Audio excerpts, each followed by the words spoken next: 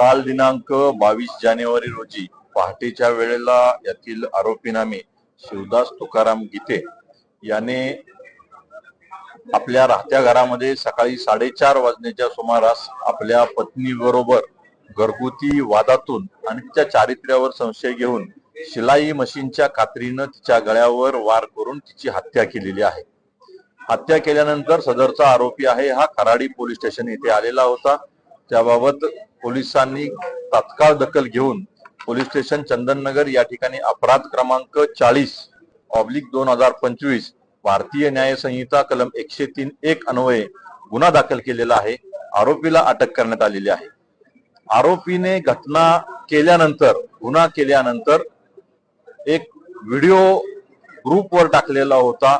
त्यांच्या कार्यालयीन कर्मचाऱ्यांच्या ग्रुपवर तो व्हिडिओ टाकलेला होता, ज्याच्यामध्ये आरोपीने पश्चाताप आणि काही गोष्टी आहेत त्या व्यक्त केलेल्या आहेत।